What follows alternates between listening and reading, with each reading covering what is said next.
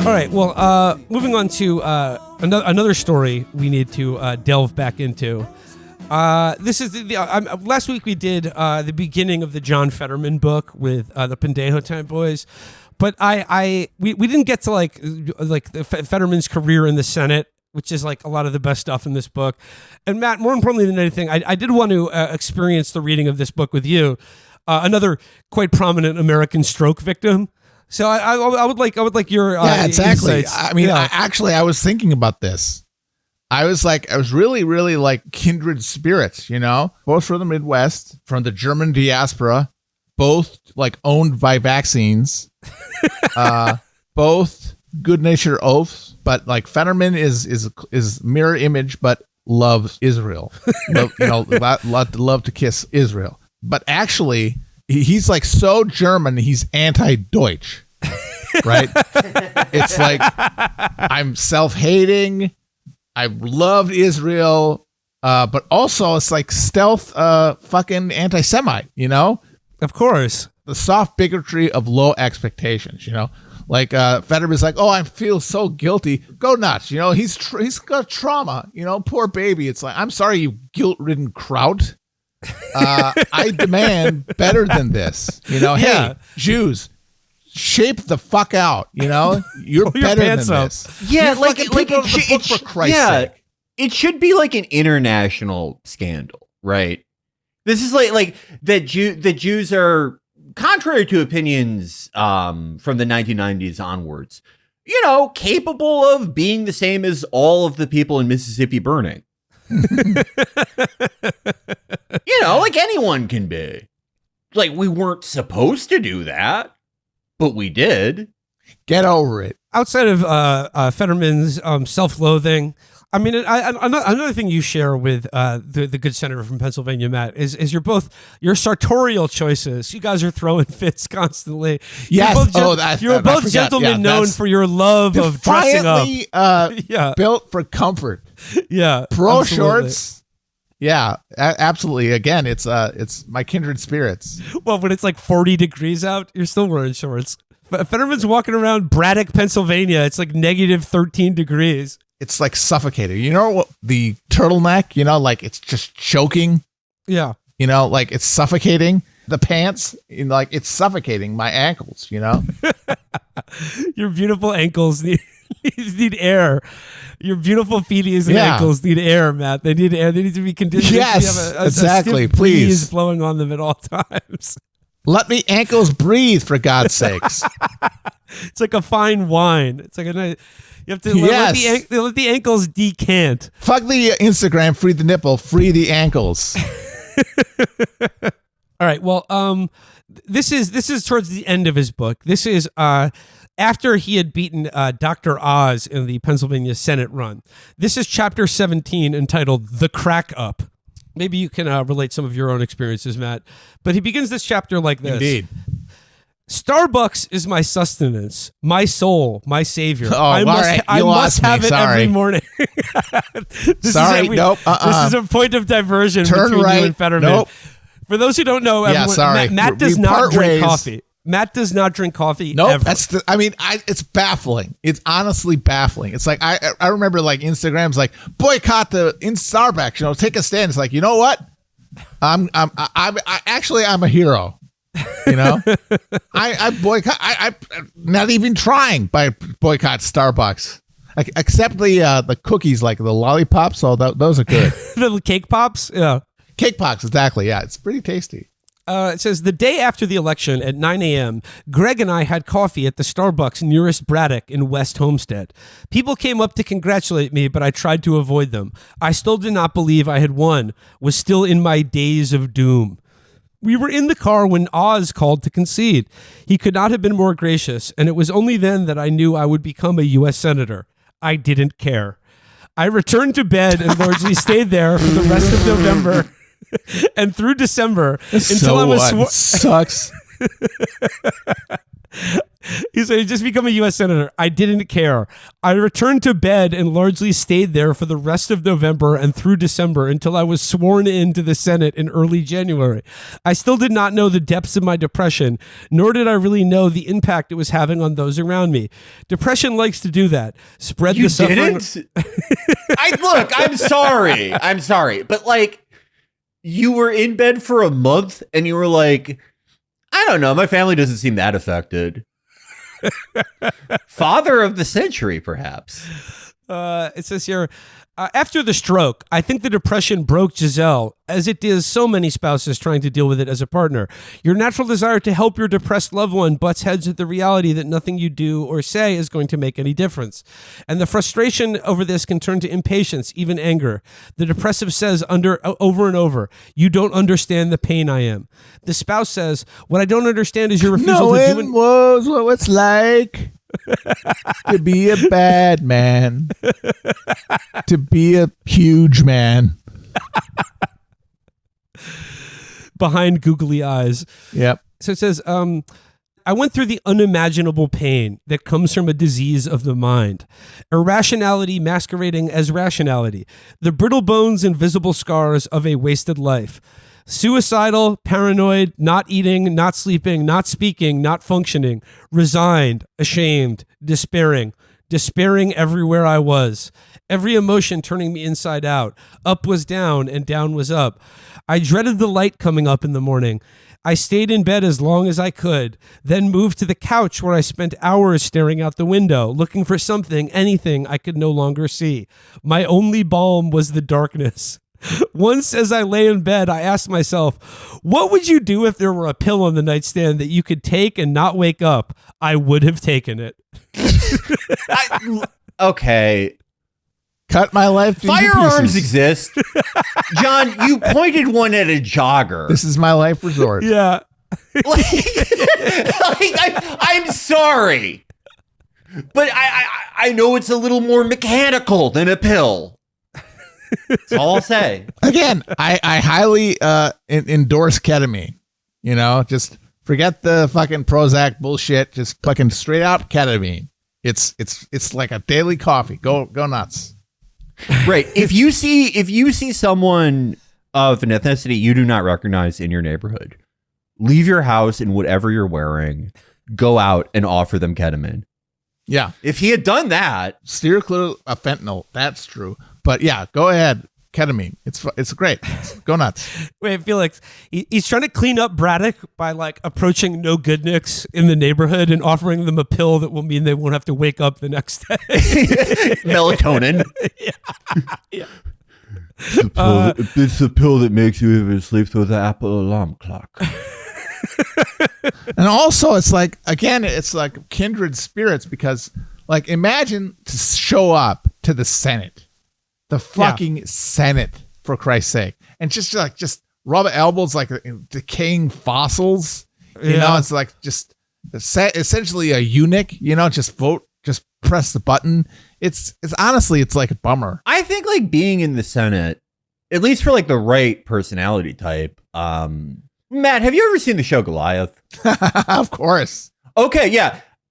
Don't you think it could be like for the right personality type, like a Billy McBride thing? Mm-hmm. Yeah, because it's a 6-year term, and you could spend the first 3 years being like, "Oh, I voted for the NDAA," you know, like I fucked up, and then you could like, you know, do what he does in season 1, not season 2, where he temporarily has an IQ of 65 for the entire time for some reason, and then recovers in season 3, but season 1, 3, or 4, where he wins. Spoilers. Yeah. Mitch McConnell's got to love being in the Senate, right? He probably has none of this depressive bullshit, right? He's transcend of evil. It's like an quintessence of evil. It's like it's not comparable, you know? It's like a blue, throbbing blue, you know, it's like Freeze like staring like Dark Lord, you know, like a Sauron. I mean, it's like transcendental evil. So Federman just didn't have that dog in him. It's like a path to the netherworld, you know. Like a Flusserbomb is like, you know, I get it, you know. Again, I get it, you know. To rub elbows to the Senate, like demonic, you know. It's like it's off-putting. How would you compare this to okay, I would say that like my favorite book that has ever had like a scumbag narrator, Dennis Johnson's Jesus' Son. Oh, right. Yeah. Would you consider Unfettered like a spiritual sequel? Another book in the genre of scumbag narrator. Absolutely. Spencer compared Unfettered to Lolita by Nabokov, where it's just like the textbook narrator where you're like, oh, you're like it sort of lulls you into it lulls you into that literary sense where you're identifying with him, like, like as a narrator or a protagonist, but then like he'll just seed it with like these little explosions of horror that are just like, wait a second, this guy is totally evil. Like, yeah, it specifically that passage, it reminded me of the part in Jesus' Son where like he spends 3 days shooting up in the Holiday Inn with his girlfriend and then elbows her in the stomach, and the college guys pull over and he goes, she's sick. And they go, bullshit, we saw you elbow her in the gut. And he goes, I felt guilt first in my spine, then my heart, then my balls. And she left, and then she came back. That was him going to be sworn into the Senate. The girlfriend is Dr. Oz. It's like even like the sentence structure is the same. Yeah. Or I would compare it to like a Jim Thompson protagonist. Like he, to me, he's the king of the unreliable evil narrator. Where it's just like the way they describe reality just keeps being like out of sync with like everything else that surrounds it. Yeah. So like, let me read this paragraph here. Thanksgiving had always been my favorite holiday. I love the ritual. Fucking idiot. Fuck you. I love the ritual, the comfort, the order of things. Much like knowing it was Halloween because the leaves had fluttered from the trees. I love the warmth. That's not how people know it. Like, does this guy know what anything is? Pill that makes you kill yourself when guns and fentanyl exist. Knowing that it's Halloween through the leaves, not a calendar or a phone, perhaps. We always held Thanksgiving at our house, and after dinner, we'd gather on the couch to watch Planes, Trains, and Automobiles, the 1987 film starring Steve Martin and John Candy, as they embark on a crazy 3-day journey to get to Chicago for Thanksgiving. I barely got out of bed in 2022, ate just enough so it wasn't obvious I had no real appetite, and then went back to bed. Christmas, another holiday I loved, was the same. My only contribution was to place the tree the kids had chosen into my pickup and help carry it inside. With my swearing in as senator only 9 days away, I had to buy a suit, but it seemed like an impossible burden.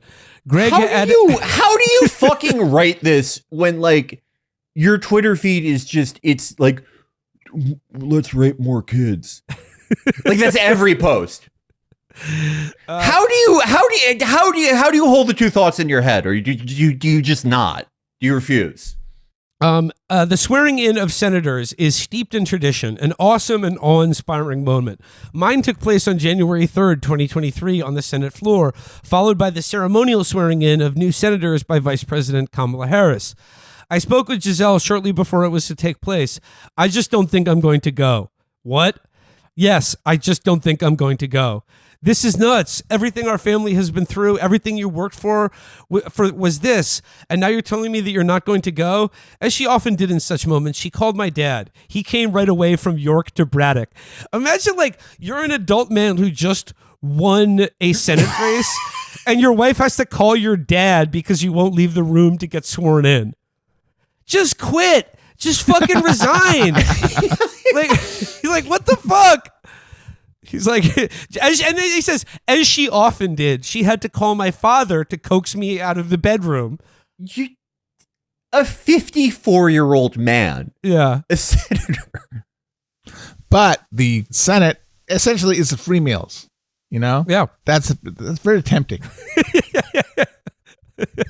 He's like, if I don't go to the swearing in, can I still go to the cafeteria? Yeah, exactly. Going on here, it says, Vice President Harris administered the oath to 7 new senators, 5 Republican and 2 Democratic.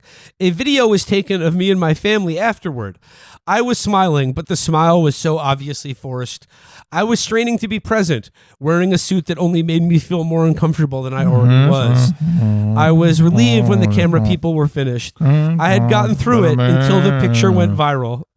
It got millions of hits, not because I was popular, but because social media had missed me and now had another opportunity for character assassination. Not just me, but my entire family. We were dubbed the Addams Family. I had been called Lurch before, so I could take it. But using the shield of cowardly anonymity to drag my kids in and make fun of them, those who engaged in that kind of abuse should all have their fingers cut off so they can no longer type. It would be a public service. I like pound of Federman. I like that he's saying that, like, my family doesn't deserve this kind of abuse. They called us the Addams Family. It's like, dude, it's just you. like, they're not calling your wife Morticia or your fucking kid cousin It or fucking whatever. It's just you. It's just your ogre-like presence that is leading to this comparison. Yeah, I don't think I've seen any account that's like, I like John Fetterman, but fuck his kids. Yeah. I mean, he may have started that account and not remembered. But I also like the thing where he's like, people who go after my children anonymously. Look, you could start an account. You could start a anti-Stan account for both of the Fetterman sons, but you have to sign a petition. All right, I'm going to go ahead to the next chapter, this is chapter 18, titled "Coming to Get Me." and like this jumps right into it. Target Cheddar Bomb. The Adam he refers to in this first paragraph is, of course, his former chief of staff, Adam Gentleson. Chapter 18 begins, Adam was at a loss. What do we do now? He started cold calling psychiatrists. Then he got a call from Brian Monahan, the attending physician to the U.S. Congress. I had given the hospital permission to talk with him. Adam and I went to his office together. This is Adam's voice here. John was comatose, basically. Monahan was like, roll up your sleeve for blood pressure. John was like, what? Why? He was responding. What's the difference?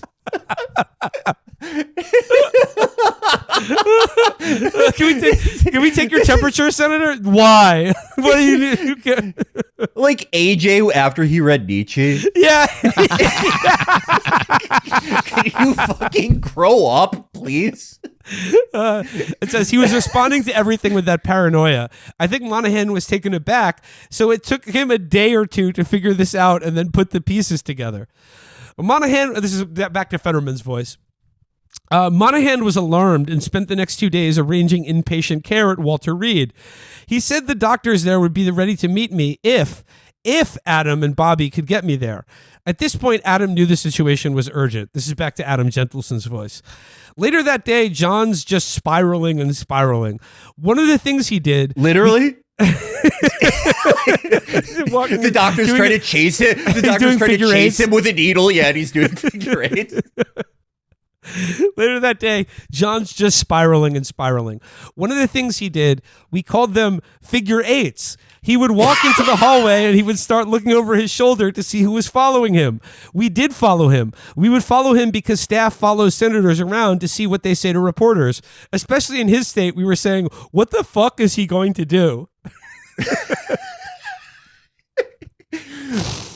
Oh my God. This is a real like sliding doors moment. If Nuzzy had been like, they asked her to cover this instead. Oh my God. And they run into each other and he's like, it's all a big fucking nothing. She would be so smitten with him immediately. Yeah. I want to plug your nose and put in the crop that makes you not wake up.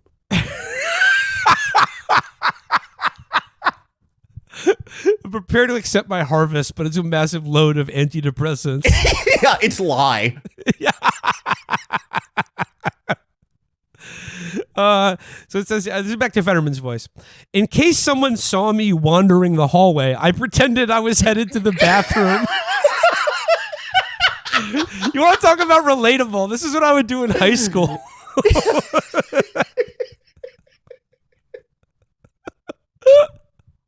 I mean, no, Felix. He's in the Senate bathroom, but he's just like doing figure eights and recording himself. And someone's like, his staff, Adam Gentleson's like, John, can you come out? And he just goes, I'm busy, like Dan Quinn. Adam Gentleson, I'll stew you in your grave. Yeah, I really want him and Mary Glusenkamp Perez to get together. Oh my god, Felix, did you see the latest couple. Marie Glusenkamp Perez news? Yeah, no, she's coming out against pinnipeds. She's coming out against seals. She wants to start clubbing seals in Washington. Yeah. Apparently, they're threatening the salmon stocks of Washington, and she is. I swear to God, I just saw some news about how she's promoting more lethal measures to deal with the sea lion problem in Washington, which I think is disgusting. Yeah, I even got people arguing with me. Yeah, people were like, it really is like making it hard to get salmon, and it's like they live in fucking water. What are They have to catch them with their mouths. I mean, again, how Goliath season 3 is this? I feel like in a hostile courtroom, just like Billy, I could get like the same settlement for the Seal Lions. Yeah, absolutely. Oh, I can't stand her, by the way. But yeah, I think her sort of female autism and his severe depression would be a very good pairing. A great couple. You know who? This may be like too niche of an archetype, but like, have you ever met a girl who has like bizarrely elderly parents when she's in high school? I don't like think both so. They were conceived. Like at least one parent was 89 years old when she was conceived. Because that's like rough archetype. I was an old dad too. Oh yeah, Matt's father was quite old. It affects girls differently though. Like I don't know why. Well, boys become a Federman type, things. and girls become a Marie Glusenkamp Perez type. If you have a very elderly parent or elderly father. I just think they're such a good, like, I mean, talk about an anime club couple. Yeah. Oh my God. Yeah. They, the type of date where it's like they would go to sort of like one of those very weird, like amateur adult basketball leagues where no one's very good. But one of the players has like an indeterminate family relation to the elderly parents, and they say 10 words the entire evening. I think there's no one that I would rather see together. So he was pretending he was heading to the bathroom. Later that afternoon, I met with Sherrod Brown of Ohio, then the chair of the Senate Committee on Banking, Housing, and Urban Affairs, to which I had been named. The meeting was casual, Sherrod feeling me out for my priorities. It was a big deal for the chair of the Senate Committee to come to you, and yet Senator Brown came down to my windowless basement office where the temperature was about 100 degrees. We sweated like pigs. See, there you go. That's definitely I'm a very, very that's another Matt Christman obsession with heat. Yeah. It's like, oh my God, it's sweating balls here. That's I feel it. Yep. So this is the chair of the Senate Banking, Housing, and Urban Affairs Committee came to Federman's office, his windowless office that's 100 degrees, to personally meet with John Federman and feel him out for his priorities. This is Adam Gentleson on that meeting. John is literally non-responsive. Sherrod would ask him a question, and there's this incredible awkward pause. I had to jump in, and it was really awkward for me because I'm not a senator. Back to Federman. The meeting ended sometime around 3 p.m. When Brown had left, I got up and started to walk toward the hallway. Bobby and Adam stood in front of me. You have an opportunity to go to Walter Reed, one of them said. Get out of here. That's a lie. I know about Walter Reed, and that's for veterans and that kind of shit. You can't fool me. You can't. They're telling him, John, like there is a bed for you at Walter Reed. Like you need to go there right now. And he's like, you can't fool me. That's for war veterans. That's for people. What did he think was going to happen? Like they were going to carry him? They were going to give him the Purple Heart? Yeah. Well, like, did he think that it was going to be like a setup humiliation, like in the movie Carrie, or that they were going to put him down? John, yes, no. Felix, listen to how this story progresses. So he says here, you have an opportunity to go to Walter Reed, one of them said. Get out of here. That's a lie. I know about Walter Reed, and that's for veterans and that kind of shit. No, it's good. It's good for senators too. All right, I have to go to the bathroom. Smooth. Is this Winston Wolfe? This is Walter White, grabbing the phone and go to Gal's address. Like, if you think that your staff is taking you to kill you, and you're like, I'm going to stand in front of the urinal for 47 minutes. No, but then his staff says, okay, I have to go to the bathroom. And then they say, we have to come with you. No, don't come with me. I want to go by myself. As soon as I walked out of my office, I became convinced I would be committed. I returned to the office. Adam and Bobby told me it was time to go. I took off my wedding ring and left it on the desk along with my Senate pin. I followed Adam and Bobby. As Bobby says, he put one foot in front of the other and eventually walked to the car. I felt like part of him wanted to get better was moving his feet, because everything he said was, I don't want to do this. I don't want to do this. But he spoke with his feet. It was like an exorcism. There's a part of you that's still in there, even if you're possessed. The part of John that wanted him to die was telling him not to go. He overcame that part and moved. Oh, thank God. Right? Yeah. So been better for everyone, huh? Okay, this is Adam Gentleson again. What felt awful was not knowing what the fuck to do. Waking up every single morning and having to deal directly with him, which was a struggle because you would get pulled into these hour-long conversations with him. I had an office. I had to hire 50 people and open 8 offices across the state. You couldn't do the work. You knew this person was unwell and it was incredibly stressful. I didn't know what the fuck to do. It was just me and Bobby, and it was really fucking hard. Oh, sorry, Adam. Back to Federman. He says, I got out of the car and stood there for about 20 minutes. Adam was still worried I wouldn't go inside. I was convinced I was being checked into a loony bin and might never see my family again. Dr. Williamson kept gently coaxing me inside. After what seemed like several hours, I relented. Ultimately, I was diagnosed with severe depression, with symptoms that included low energy and motivation, minimal speech, poor sleep, slowed thinking, slowed movement, and feelings of guilt and worthlessness. Because I had basically stopped eating and taking fluids, I had developed low blood pressure, which could potentially affect circulation in the brain. Also, my heart medications were having a terrible effect on me physically, which was undoubtedly further impacting my mental state. The next day, Adam and communications director Joe Cavello prepared a statement for the press to the effect that John was getting inpatient treatment at Walter Reed. Adam turned to Joe. See you on the other side. We're going to hit send on this fucking thing and the world will change. Just a little bit from next chapter. Chapter 19 is titled, You Are Loved. At the same moment I was at Walter Reed finding a pair of pajamas that fit, my son Carl turned 14. The plan had been to celebrate with a family dinner at one of his favorite restaurants, a Brazilian steakhouse in Pittsburgh called Fogo de Chão. Giselle was already there with the kids when she got the call. Your husband has been admitted to Walter Reed for inpatient treatment. Giselle could tell that Carl was listening in, and she tried not to be too specific so he could enjoy his dinner. He figured it out anyway. What's really happening, Mom? Dad just checked himself into Walter Reed. He's getting mental health help. Mom, this is not going to be okay, is it? Now, Felix, when I imagine this scene, I immediately imagine, like in FromSoft games, where you defeat a boss or something, and what sort does it say, like cinder destroyed or something? Yeah, right? Like air of fire defeated. Yeah, air of fire defeated. This one just says, birthday desecrated.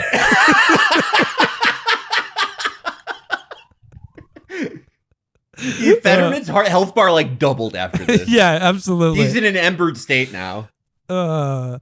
So yeah, I mean, this just goes on. I mean, this just talks about how he realized he's loved and got better.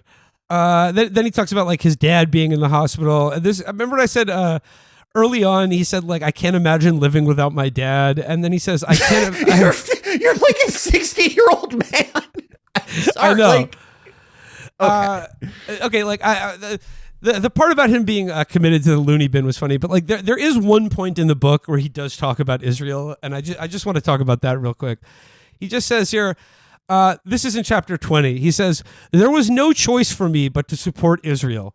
I remembered the country's history, how it was formed in 1948 in the wake of the murder of 6 million Jews. Since then, the rest of the Middle East, harboring resentments going back thousands of years, has only looked for ways to eradicate Israel. It took less than a day after the formation of the Jewish state was announced for Egypt to attack it. Every day in Israel is a struggle for existence, just as every day is a homage to the memory of all the Jews shot and gassed and tortured. See, I think when he says every day is a struggle for Israel to exist, I think he's projecting his own mental state onto them. yeah. I mean, one day the Arab states may wake up and give them a pill that means that they won't be a state anymore, and then what the fuck will happen? We're taking you to the UN. It's a good place. No, it's bullshit. I'm going to the bathroom. I wish there never been founded.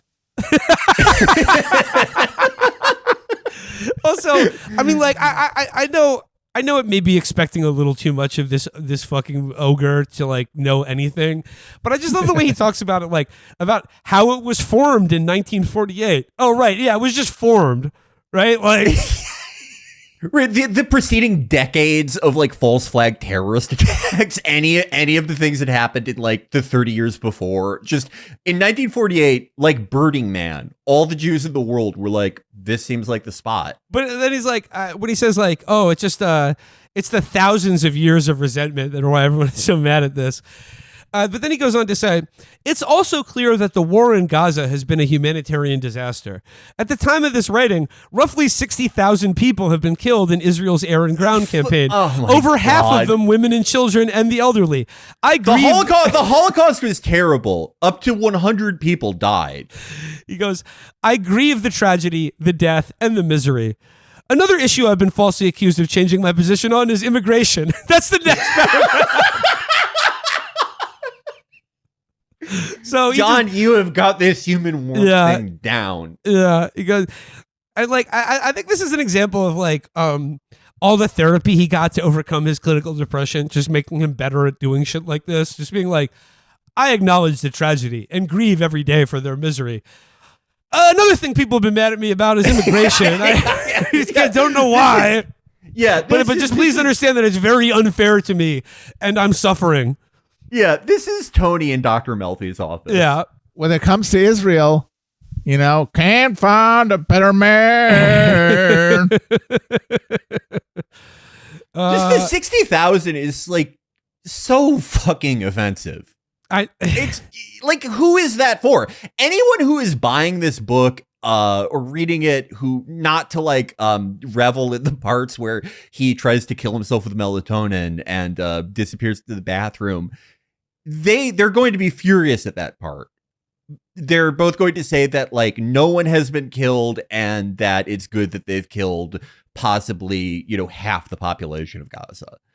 It's such a bizarre choice in a series of them. Yeah. And like, like I said, like I think there's a certain amount of, like he has this like canned understanding of the history. Like he said, it just emerged in 1948 because of the Holocaust, and like all the subsequent anger directed at it is just like the people who just hate Israel because Jews finally have a safe place or whatever. They just who can forget when the King David Hotel took the pill that made it not wake up? Yeah, but I think there's a fair amount of just like his own self-pitying cast of mind that I think he identifies. I think he sees a lot of himself in Israel, in that like he's always miserable and people are always angry at him for like reasons that he finds completely unjust. But he was tormented. He was tormented by an Ottoman vizier himself. Adam Gentile son. Yeah. So like I said, I think that puts a capstone on the Federman book, Unfettered. Hopefully a gallstone too. Yeah. Yes. Matt, I mean, you say you're a dead ringer for Federman. I think you have too much. You have too much facial hair. You have too much actual hair on the top. You still have enough hair on your head. Yep. That I think, and there's something like. Because you're a man, you're a large man too, but like Federman is like freakishly so. So like that's another hurdle. Yep, it's true. By the way, Federman is like also very unevenly distributed. Yeah, that's the other thing. You're quite naturally proportioned, Matt. Yeah. And here's the thing. In that picture that you sent, it is you and your daughter, and you were very clearly smiling at your daughter. A little bit earlier when I talked about how Federman's writing about when his swearing in, and he's like, I forced a smile and made it work. Spencer sent me the photo from the swearing in. Holy shit. That is like, he's not smiling at all. Like it is bizarre. Yeah. It is really frightening to look at.